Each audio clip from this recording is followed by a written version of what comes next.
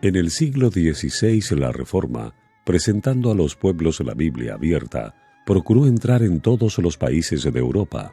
Algunas naciones le dieron la bienvenida como a mensajera del cielo. En otros países el papado consiguió hasta cierto punto cerrarle la entrada, y la luz del conocimiento de la Biblia, con sus influencias ennoblecedoras, quedó excluida casi por completo. Hubo un país donde, aunque la luz logró penetrar, las tinieblas no permitieron apreciarla. Durante siglos la verdad y el error se disputaron el predominio. Triunfó al fin el mal y la verdad divina fue desechada. Esta es la condenación, que la luz ha venido al mundo y los hombres amaron más las tinieblas que la luz. Juan 3:19. Aquella nación tuvo que cosechar los resultados del mal que ella misma se había escogido. El freno del Espíritu de Dios le fue quitado al pueblo que había despreciado el don de su gracia. Se permitió al mal que llegase a su madurez, y todo el mundo pudo palpar las consecuencias de este rechazamiento voluntario de la luz. La guerra que se hizo en Francia contra la Biblia durante tantos siglos llegó a su mayor grado en los días de la Revolución. Esa terrible insurrección del pueblo no fue sino resultado natural de la supresión que Roma había hecho de las Sagradas Escrituras. Fue la ilustración más elocuente que jamás presenciara el mundo de las maquinaciones de la política papal, y una ilustración de los resultados hacia los cuales tendían durante más de 1000 años las enseñanzas de la Iglesia de Roma. La supresión de las Sagradas Escrituras durante el periodo de la supremacía papal había sido predicha por los profetas, y el revelador había señalado también los terribles resultados que iba a tener especialmente para Francia el dominio del hombre de pecado. Dijo el ángel del Señor: hollarán la santa ciudad 42 meses, y daré autoridad a mis 2 testigos, los cuales profetizarán 1260 días, vestidos de sacos. Y cuando hayan acabado de dar su testimonio, la bestia que sube del abismo hará guerra contra ellos, y prevalecerá contra ellos y los matará. Y sus cuerpos muertos yacerán en la plaza de la gran ciudad, que se llama simbólicamente Sodoma y Egipto, en donde también el Señor de ellos fue crucificado. Y los que habitan sobre la tierra se regocijan sobre ellos, y hacen fiesta, y se envían regalos los unos a los otros, porque estos 2 profetas atormentaron a los que habitan sobre la tierra. Y después de los 3 días y medio, el Espíritu de vida venido de Dios entró en ellos, y se levantaron sobre sus pies, y cayó gran temor sobre los que lo vieron. Apocalipsis 11, 2 al 11.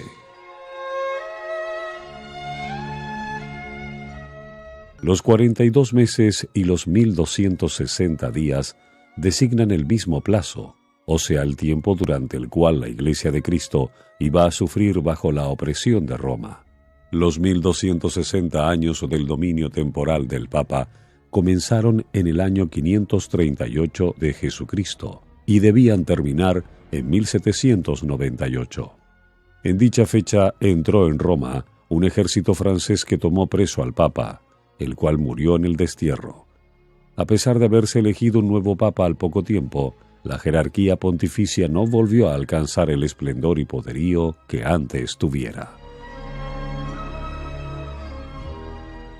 La persecución contra la Iglesia no continuó durante todos los 1260 años. Dios, usando de misericordia con su pueblo, acortó el tiempo de tan horribles pruebas. Al predecir la gran tribulación que había de venir sobre la Iglesia, el Salvador había dicho: si aquellos días no fuesen acortados, ninguna carne sería salva, mas por causa de los escogidos, aquellos días serán acortados. Mateo 24:22.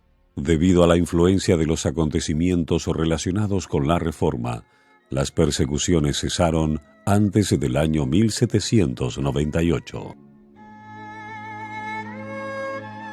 Y acerca de los 2 testigos, el profeta declara más adelante: estos son los 2 olivos y los 2 candelabros que están delante de la presencia del Señor de toda la tierra.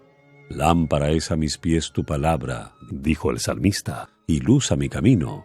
Apocalipsis 11:4, Salmo 119:105. Estos dos testigos representan las escrituras del Antiguo Testamento y del Nuevo. Ambos son testimonios importantes del origen y del carácter perpetuo de la ley de Dios. Ambos testifican también acerca del plan de salvación. Los símbolos, los sacrificios y las profecías del Antiguo Testamento se refieren a un Salvador que había de venir, y los evangelios y las epístolas del Nuevo Testamento hablan de un Salvador que vino tal como fuera predicho por los símbolos y la profecía.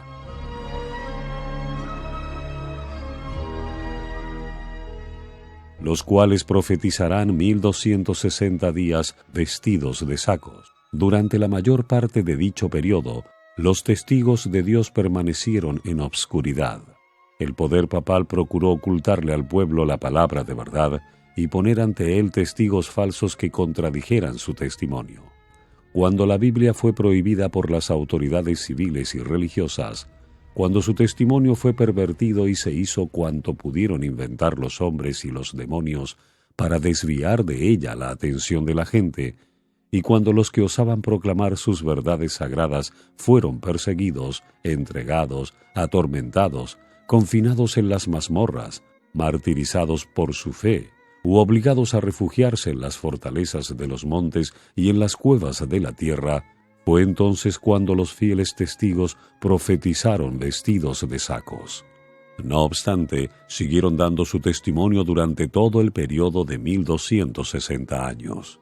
Aún en los tiempos más sombríos, hubo hombres fieles que amaron la palabra de Dios y se manifestaron celosos por defender su honor.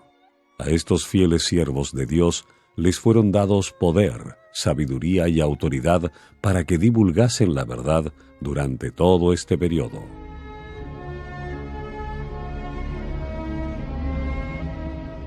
Y si alguno procura dañarlos, fuego procede de sus bocas y devora a sus enemigos.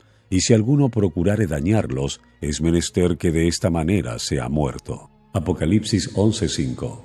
Los hombres no pueden pisotear impunemente la palabra de Dios. El significado de tan terrible sentencia resalta en el último capítulo del Apocalipsis.